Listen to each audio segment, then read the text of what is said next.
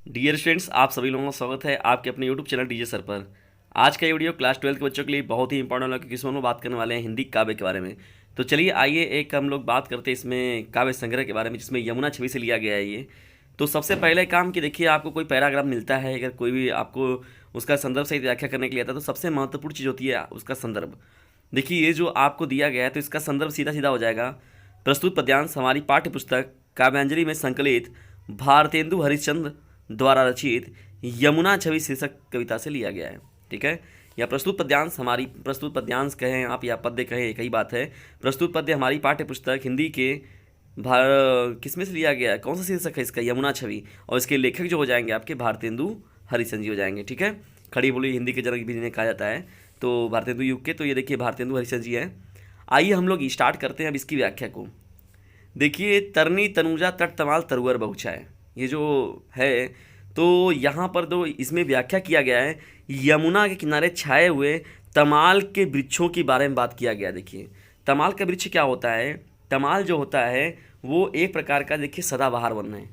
सदाबहार वन देखे होंगे या सदाबहार वृक्ष देखे होंगे, बड़े बड़े होते हैं, पत्तेदार होते हैं, तो उन्हीं को हम लोग सदाबहार वृक्ष कहते हैं। तो उनकी बात हो रही है यहाँ पर। तो इसमें ये जो पंक्ति है पहली, तरनी तनुजा तट तमाल तरुअर बहुछाए, इसमें जो हमारे कवि हैं भारतेंदु हरिश्चंद्र जी, वो कहते हैं कि यमुना नदी किनारे, यमुना नदी के किनारे तमाल के वृक्ष, जो सुंदर वृक्ष कई थे, क्या हुए, तरुअर बहुछाए, जो बहुत प्रकार के जो ये कई इतने वृक्ष है, ये छाए हुए हैं। ठीक है, पूरी उनकी जो छाया है वहाँ पर छाई हुई है। झुके कुल सो जल प्रसन्न हित मनहु सुहाए, झुके कुल सो जल प्रसन्न, जो उनकी झुकी हुई डालियाँ हैं वह यमुना नदी के जल को स्पर्श कर रही हैं, जिसे देखकर जो होता है मन बहुत ही क्या होने लगता है, हर्षित होने लगता है। ठीक है, कीधो मुकुर में लखत उचकी सब निज निज शोभा, कोई क्या कर रही हैं, कोई इधर से झुक रही हैं तो कोई उधर से झुक रही हैं, यानी उचक उचक कर वो क्या कर रही हैं, स्पर्श करना चाह रही हैं। उचकी उचकी जो क्या कर रही हैं, वो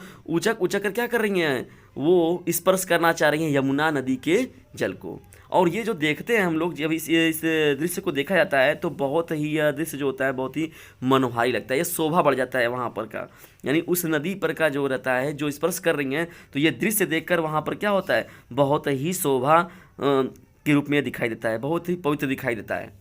कै प्रवनत जल जानी परम पावन फल लोभा, ऐसा लग रहा है, कवि आगे कह रहे हैं कि कवि कहना चाह रहे हैं कि ऐसा लग रहा है मानो जो इसके जो डालियाँ हैं वो यमुना नदी के जल को स्पर्श करके अपने फल की शोभा को क्या कर देना चाह रही हैं, और बढ़ा देना चाह रही हैं, या अपने पास जो है वो उत्तम फलों की प्राप्ति को करना चाह रही हैं। तो इसके बारे में देखिए उन्होंने बताया। आगे चलिए हम लोग बढ़ते हैं।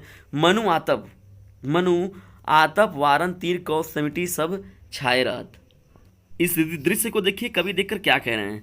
कवि कह रहे हैं कि मानो तट को धूप ताप से बचाने के लिए जो सभी डालियां हैं वह एक साथ सिमट कर छाया प्रदान कर रही हैं। ठीक है, सिमट कर सबे छाया रहत, तो वो छाया प्रदान करने का कार्य कर रही हैं। कै हरि सेवा हित नय रहे निरखी नैन मन सुख लहत। देखिए आखिरी जो पंक्ति है आपकी, इसका क्या व्याख्या हो जाएगा यहाँ पर, उनके तट पर झुके होने कारण, यानी जो यमुना नदी के तट पर जो झुकी हुई डालियाँ हैं, उनको ऐसा लग रहा है कि कृष्ण का दर्शन पाना भी हो सकता है हम यहाँ पर कृष्ण के दर्शन भी प्राप्त कर लें। क्योंकि देखिए आप जानते भी हैं कि यमुना नदी के जल में कृष्ण जी बहुत बार खेले हैं, नहाए हैं, कूदे वहाँ पर। देखिए उसमें वो जल से बहुत उनका लगाव रहा है, तो उसमें देखिए इसलिए वो डालियाँ जब क्या कर रही है, सजीव चित्रण किया जा रहा है कि जो तट पर, जो यमुना नदी के तट पर झुकी हुई डालियाँ जो है, कृष्ण का दर्शन पाना भी हो सकता है कि उन्हें इनका दर्शन देखने को मिल जाए, जिनके दर्शन से ही मन एवं आँखों को अत्यधिक शीतलता और सुख मिलता है। तो ये देखिए आपका व्याख्या हो गया। तरनी तनुजा तट तमाल तरुअर बहुछाए, यानी तमाल के जो वृक्ष हैं, सदाबहार जो वन है, वह यमुना नदी के तट पर क्या हुए, छाए हुए हैं, फैले हुए हैं। झुके कुल सो जल प्रसन्न लगत, जो उनकी झुकी हुई डालियां हैं वह जल को स्पर्श करना चाह रही हैं, और ये दृश्य जो है बहुत ही मनोहारी है। कीधो मुकुर मैं लखत उचकी उचक सब निज निज शोभा, जिधर भी देख रहे हैं तो मुकुर मैं लखत, जिधर भी देख रहे हैं तो वो डालियाँ जो हैं उचक उचक कर वो जल को, यमुना नदी के जल को स्पर्श करना चाह रही, जिससे यह शोभा और भी देखने में बढ़ती है, या और यह शोभावान दृश्य है। कै प्रवनत जल जानी परम पावन फल लोभा, ऐसा लग रहा है कि ये जो ये जो पंक्तियाँ ये जो डालियाँ हैं वह यमुना नदी के पवित्र जल को स्पर्श करके अपने फलों की शोभा को बढ़ा देंगी या अपने फल की मधुरता को वो और बढ़ा देंगी। मनु आतप वारम तीर को समिटी सवे छायारत। मनु आतप देखने के मतलब मन में देखने में ऐसा ये प्रतीत हो रही हैं कि जो सभी डालियाँ हैं वो एक साथ मिल गई हैं, वो एक साथ क्या हो गई हैं, इकट्ठा हो गई हैं, सिमट गई हैं और सिमट कर वह क्या कर रही हैं, छाया प्रदान कर रही हैं। वे उस तट को क्या कर रही हैं, यमुना नदी के तट को छाया प्रदान कर रही हैं। कै हरि सेवा हित न रहे निरखी नयन मन सुख लहत। तो इसमें जो है तो वो झुकी हुई डालियाँ जो है उन्हें लग रहा है कि वो कृष्ण के दर्शन को प्राप्त कर लेंगी, जिनके दर्शन मात्र से ही मन एवं आँखों को अत्यधिक शीतलता एवं सुख मिलता है। देखिए बात तो हो गई ये इसकी व्याख्या की, आप इजीली इसे देख लीजिए, एक बार पढ़ लीजिए, 2 बार आप सुन लेते हैं आपको तो इजीली तैयार हो जाएगा। देखिए यहाँ पर क्या होता है, इसमें कुछ काव्य सौंदर्य के बारे में लिखना होता है। तो यमुना छवि में जो देखिए कृष्ण की लीलाओं का जितने भी चीज़ों को हम लोग ज़्यादातर होता है तो उसमें ज़्यादातर श्रृंगार रस ही आपको देखने को मिलता है। तो इसमें आपका श्रृंगार रस है और साथ ही साथ यमुना किनारे की जो तमाल वृक्ष हैं उनकी शोभा का चित्रण इसमें किया गया है।